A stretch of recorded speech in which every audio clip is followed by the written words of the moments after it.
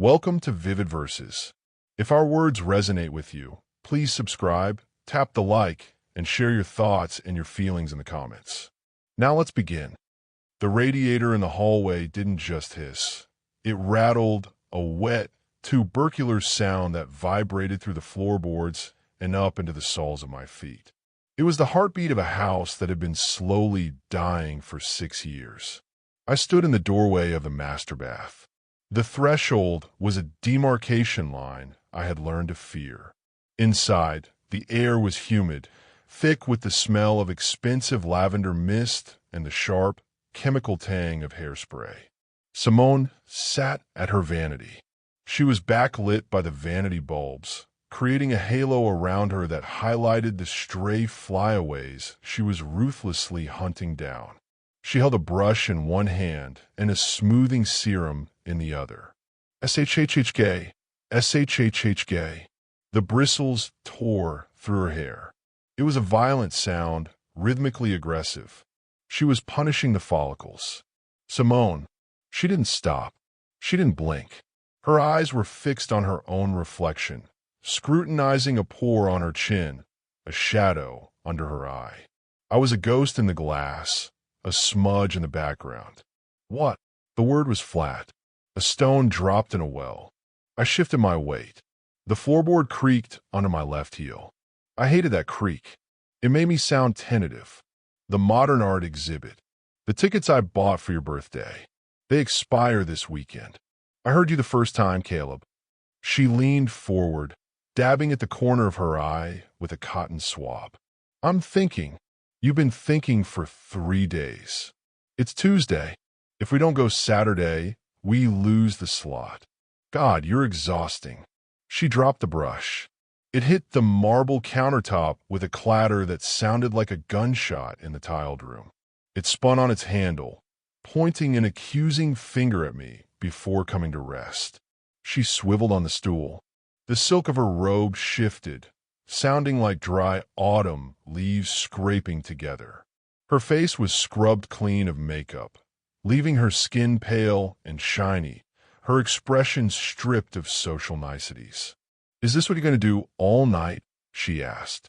Hover? Pant? Wait for a treat. I'm asking a question about her schedule. You're begging. She crossed her arms, tucking her hands into her armpits as if the air in the room had suddenly dropped 20 degrees. It's pathetic. You stand there with that look on your face like a kicked dog, waiting to see if I'll open the back door. My hands twitched at my sides. I forced them open. I just want to know if I should make reservations for dinner. She laughed. It wasn't a happy sound. It was a sharp exhalation of air through her nose. You need me to tell you everything, don't you? You need me to tell you where to go, what to eat, how to feel. Are you really this needy because nobody loved you? The silence that followed was heavy. It possessed mass. It pressed against my eardrums. The radiator stopped its rattling, leaving only the high-pitched electronic whine of the vanity bulbs. I looked at her. For years, that specific accusation, nobody loved you, would have been a shiv to the ribs. It played on the orphan history I'd foolishly shared with her during our courtship, weaponizing my childhood isolation. Usually I would flinch. I would look at the floor. I would apologize for being too much and retreat, leaving her the victor of a battle I hadn't known we were fighting. But this time the shiv hit bone. Something inside my chest, a tight, vibrating wire that had been tuned to her frequency for half a decade, simply snapped. It wasn't dramatic. It didn't burn. It sounded like a guitar string breaking inside a closed case, a dull thud, followed by an absolute, resonant lack of tension. The anxiety evaporated. The need to fix her mood, to manage the temperature of the room, to sand down my own edges so I wouldn't snag her sensitivities, it all vanished. Needy for what? I asked. My voice sounded strange to my own ears. Deeper, slower. It lacked the upward inflection of a question seeking approval. Her eyebrows twitched. A micro-expression of confusion flickered across her forehead before the sneer reset itself. She wasn't used to resistance. She was used to compliance. "Excuse me," she said. "Needy for what?" I repeated, watching her reflection in the mirror rather than her face. "Your drama? The way you sigh when I walk into a room? The way you rewrite history to make yourself the victim?" I looked her in the eye. "Nope. No." She stood up. This was off script. The dog wasn't cowering. The dog was looking at the gate. "What do you mean, no?" "I mean, no." I turned around. "Where are you going?" she called out. Her voice sharpened, losing that bored, aristocratic drawl and pitching up into something brittle. "I didn't say we couldn't go. I said I was thinking. Don't walk away when I'm talking to you." I walked down the hallway. The photos on the wall, stage shots of us on vacation, smiling with dead eyes, blurred past. I entered the guest room. I closed the door. I didn't slam it. I turned the lock until the tumbler clicked. Snick. I sat on the edge of the mattress. I looked at my hands. They were steady. The house became a study in acoustics and avoidance. For the next 3 weeks, we lived in separate ecosystems overlapping only by architecture. I moved into the guest room permanently. I told her I had a cough that wouldn't clear up. It was a flimsy lie, translucent as tissue paper, but she accepted it because challenging it would require a conversation she wasn't ready to have. Simone tried the usual frequencies to regain control. First came the noise. 2 days after the argument, I was in the kitchen making toast. The toaster lever depressed with a mechanical clunk. Simone entered. She opened the cupboard above my head, slamming the wood against the frame. She took out a mug, slammed the cupboard shut. She opened the cutlery drawer, rummaged loudly, threw a spoon onto the counter. She was a percussionist of irritation. She was broadcasting her displeasure, demanding I ask, "What's wrong?" I didn't. I buttered my toast. I focused on the sound of the knife scraping the crust. Scrape, scrape. I watched the butter melt into the golden pores of the bread. "Are you going to be late tonight?" she asked, her back to me. "No," I said. "Normal time. My sister called. She thinks it's weird you haven't asked about her surgery. Send her my best. You could call her." "I have to go." I took a bite of the toast, picked up my keys, and walked out. I didn't look at her. If I had, I would have seen the shock. I was starving her of the one resource she craved. Reaction. Then came the silence phase. A week in, the slamming stopped. She became a ghost. She stopped cooking. She stopped turning on the TV. She would sit in the living room with a book she wasn't reading, waiting for me to walk through the front door so she could pointedly ignore me. I would come home, boots heavy with the day, and walk past the living room. "Hello," I'd say. Silence. "Okay." I would go to the garage. The garage was my lung. It was the only place in the house that didn't smell like lavender and judgment. It smelled of gasoline, sawdust, and cold concrete. I was restoring an old barrister's bookcase, stripping away layers of dark, bubbling varnish to find the oak underneath. I spent my evenings there. The scraper in my hand was an extension of my will. Push, lift, peel. Long curls of old finish fell to the floor. It was honest work. If I made a mistake, the wood showed it. If I did it right, the grain revealed itself. The wood didn't have hidden motives. It didn't ask me if I was needy. One evening, Simone opened the door connecting the garage to the kitchen. The sudden light cut through the dusty air. "It smells like chemicals in here," she said, wrinkled nose, hand waving in front of her face. "It's stripper. I have the ventilation fan on. It's seeping into the hallway." Close the door then. She stood there. She was wearing a cashmere sweater I had bought her 2 Christmases ago. She looked soft, approachable. It was a trap. "Caleb," she said, softening her voice. "This is ridiculous. You're sleeping in the guest room. You're spending all night in the garage. Are we doing this?" I stopped scraping. I looked at the bookcase. Doing what? Being estranged. It's childish. "I'm just working, Simone." "You're hiding." "I'm breathing." She stepped back as if I'd slapped her. The door clicked shut. I went back to the wood. I met Tess at the lumber yard on a Tuesday afternoon. It was raining, a gray, relentless New England sheet that turned the dirt lot into a slurry of mud and gravel. I was there for 2x4s, framing lumber for a rotted section of the back porch. I was wrestling a 12-foot pressure-treated plank out of the rack. It was soaked, heavy with water weight, and slippery as soap. My grip failed. The end of the board swung down, aiming for my toes. "Easy," a voice said. A hand shot out, gloved in worn leather, and caught the falling end. I looked up. She wasn't Simone. That was the first thing my brain registered. Simone was polished surfaces and sharp angles. This woman was textures. She wore a canvas Carhartt jacket stained with grease on the sleeve. A gray beanie was pulled low over messy dark hair. Her face was flushed from the cold, and her eyes were the color of wet bark, dark, calm, observant. "Wet pine," she said. "Weighs a ton when it's like this." "Yeah, thanks." Nearly took a foot off. "Grab your end. We'll slide it." She didn't wait for permission. She lifted. She didn't grunt. She just exhaled sharply through her nose. We coordinated without speaking, sliding the heavy timber onto my cart. "You building a deck?" she asked, wiping her gloved hands on her jeans. "Fixing a porch. Dry rot. Termites or water?" "Neglect," I said. The word came out heavier than I intended. She looked at me then. Really looked. There was no assessment of my status, my clothes, or my utility. It was a biological recognition. She saw the tension in my jaw. "I'm Tess." "Caleb." "Well, Caleb, make sure you crown those boards before you nail them. This lot has a lot of twists." She turned to walk toward a beat-up Ford F-150 with a ladder rack. It was a working truck, dented and scarred. "Coffee," I blurted out.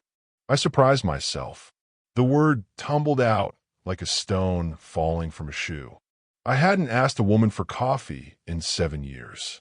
She stopped near the tailgate of her truck. She checked a heavy digital watch on her wrist. "I've got 20 minutes before I have to be in Lewiston," she said. She gestured to the diner across the street, a chrome and neon relic called the Sawmill. "Their coffee tastes like battery acid, but the pie is okay." Battery acid sounds perfect. We sat in a booth with red vinyl seats repaired with duct tape. The fluorescent lights buzzed overhead.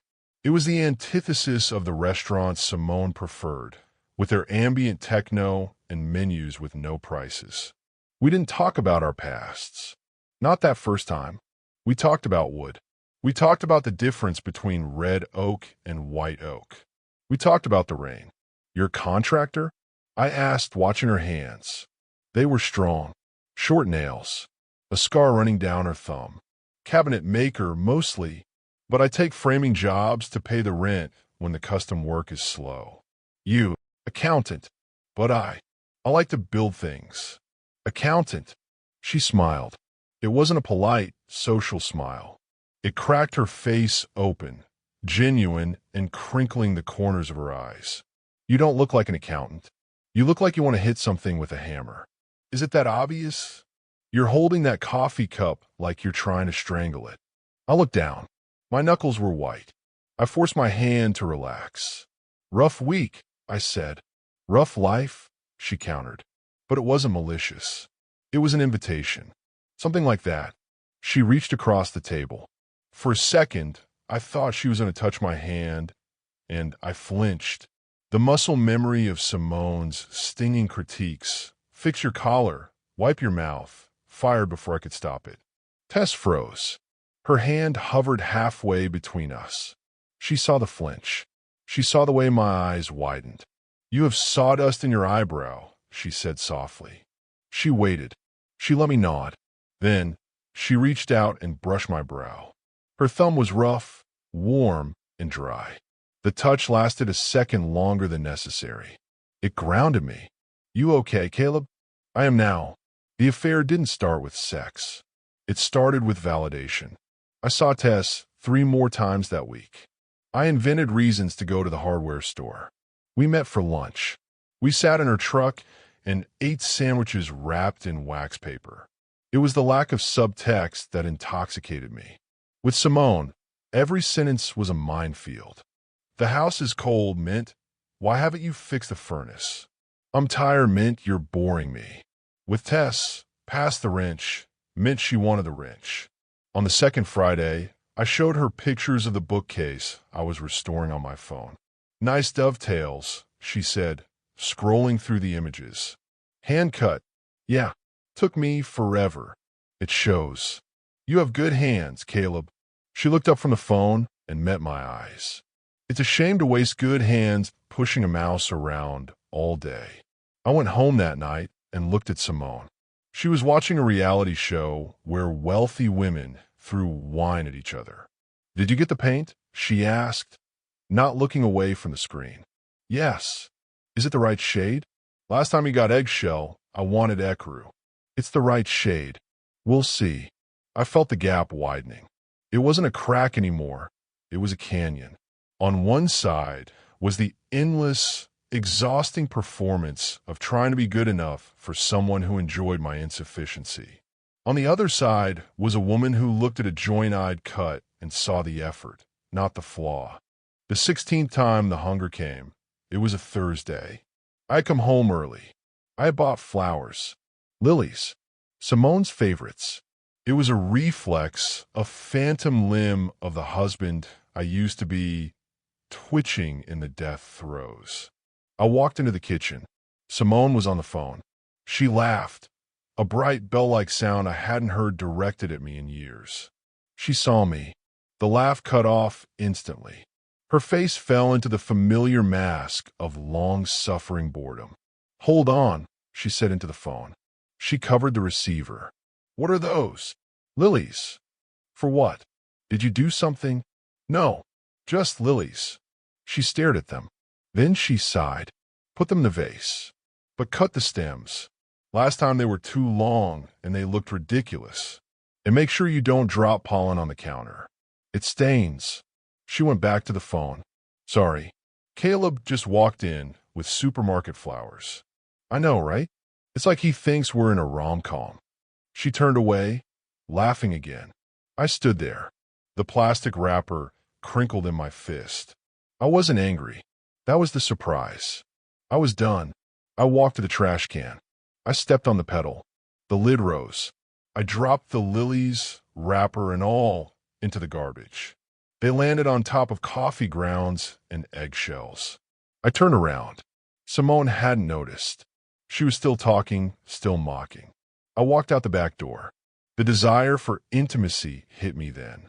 Not for sex, though that was part of it, but for the sensation of being seen.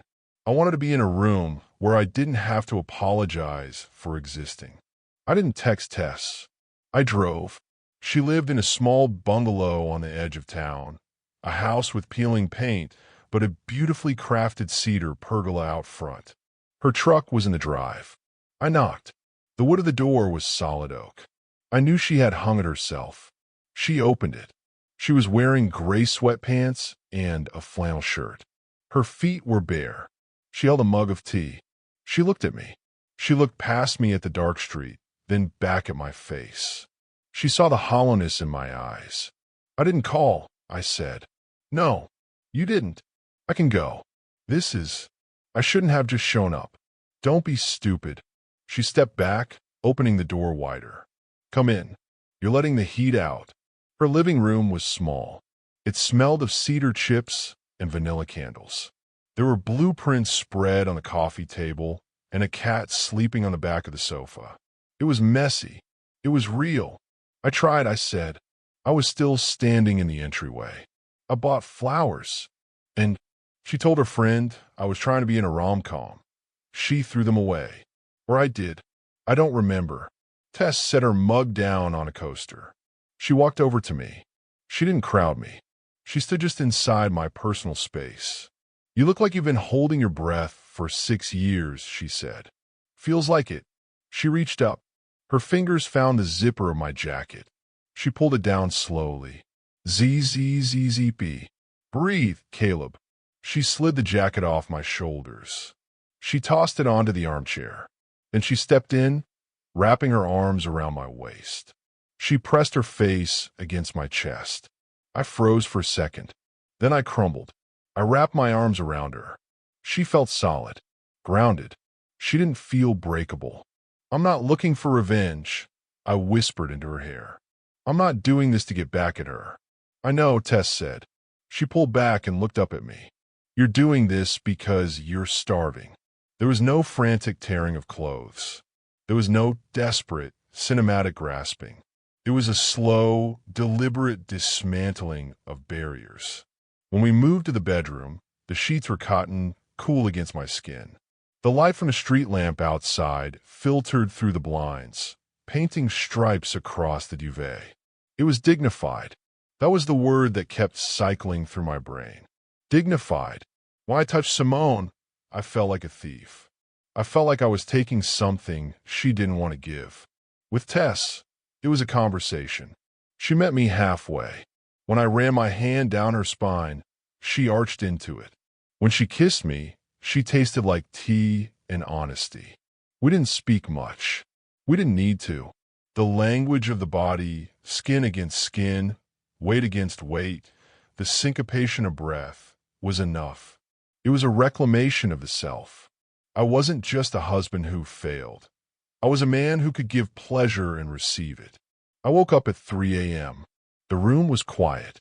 Tess was asleep, her arm thrown over her eyes, her breathing deep and rhythmic. I lay there and checked my conscience. I looked for the guilt. I expected it to be a heavy, black stone in my gut, but it wasn't there. Instead, I felt a calm clarity. I wasn't stealing. I was drinking water after a drought. Simone had boarded up the well years ago. She had lost the standing to complain that I found a river elsewhere. I got up. I dressed in the semi-darkness. I found a notepad on her nightstand. I wrote, "Thank you." It seemed insufficient. What was the only truth I had? The sun was cresting the horizon when I pulled into my driveway. The house looked different, smaller. It was just a pile of bricks and glass. It wasn't a fortress anymore. It was just a building where I used to live. I walked in. The kitchen was bright. The coffee maker was hissing. Simone was there. She was wearing the silk robe. She was pacing. The island was an obstacle course she was navigating. She stopped when I entered. Her face was a landscape of calculated fury. She had been rehearsing this moment for hours. I could see the script scrolling behind her eyes. "Where were you?" Her voice was low, dangerous. The vibrato was practiced. "Out, out." She laughed, a sharp bark that had no humor in it. "You don't go out, Caleb. You go to work, you go to the garage, and you mope.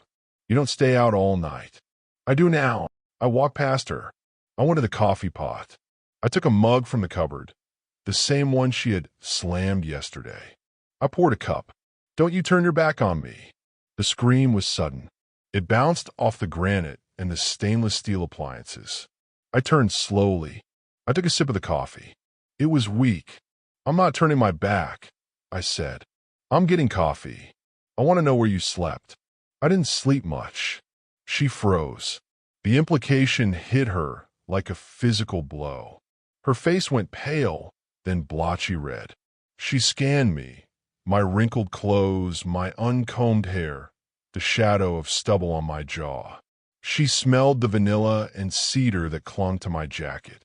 "You," she choked on the word. "You wouldn't dare." I leaned against the counter. I didn't cross my arms. I let my hands rest at my sides, open, relaxed. "Who is she?" Simone demanded. "Some waitress? Some slut from the office? Does it matter?" "Of course it matters. I am your wife." "Are you?" I asked. "I thought I was just the needy thing you kept around to kick. I thought I was the dog waiting at the door." "I never said that." "You said exactly that. Last Tuesday. Are you needy because nobody loved you? Remember? I was angry. You pushed me." "No, Simone. I existed, and that annoyed you." She rushed at me. It was a flurry of motion, silk, and fury. She shoved my chest. I didn't stumble. I was grounded. I felt the heels of my boots digging into the tile. She shoved again, harder, her nails digging into my sweater. "You are pathetic," she screamed. Tears started to form, hot and angry. "You're trying to hurt me. This is a tantrum. You're trying to make me jealous." "No, Simone." I caught her wrists. I didn't squeeze. I just held them, stopping the blows. "I'm not doing this at you," I said. "I'm not doing this for you. I'm just doing it." I let her go. She stumbled back, clutching her own arms as if I had burned her. "You can't leave," she hissed. "You have nowhere to go. You're weak. You need me to tell you who you are."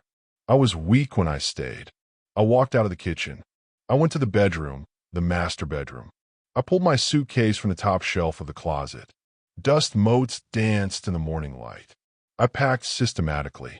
Shirts, pants, the watch my father gave me. I left the cufflinks she bought me. I left the expensive cologne she insisted I wear. Simone stood in the doorway. The mask was gone. The superior, bored queen was gone. In her place was a terrified child who had broken her favorite toy and couldn't understand why the pieces wouldn't fit back together. "Caleb," she said. Her voice wavered. It was the voice she used when she wanted something expensive. "Caleb, stop. Let's talk about this. I've been under a lot of stress. My sister, the house, it's all been too much." I zipped the bag. The sound was final. Z-Z-Z-Z-T. "Caleb, look at me." I looked. I saw the fear. I saw the panic of a parasite losing its host. She realized, in that moment, that her superiority required my submission. Without my floor, she had no ceiling. "I love you," she said. It sounded like a question. "I know you think you do," I said, "but you don't know how. You love having an audience. You love having a punching bag that doesn't hit back." I picked up the bag. It was light. "I don't have enough time left to teach you how to be human, Simone." I walked past her. "If you walk out that door," she screamed, the venom returning instantly as the manipulation failed, "don't you dare come back. You'll be begging me in a week. You'll be crawling back. You're nothing without me." I walked down the stairs. Her voice chased me, shrill and desperate, bouncing off the walls of the house we had bought to impress people we didn't like. "You'll die alone," she shrieked. I opened the front door. The morning air was cold and crisp. It smelled of rain, wet asphalt, and possibility. I stepped out. I didn't look back at the window. I didn't check my phone. I walked to the truck, threw the bag in the passenger seat, and turned the key. The engine roared to life. A steady, mechanical, reliable rhythm. I put in drive. I didn't know exactly where I was going, but I knew I wasn't needy anymore. I was just hungry. And for the first time in years, I knew exactly where to get a decent meal. Thank you for listening. That brings today's story to a close. If you enjoyed it, please consider subscribing. See you next time.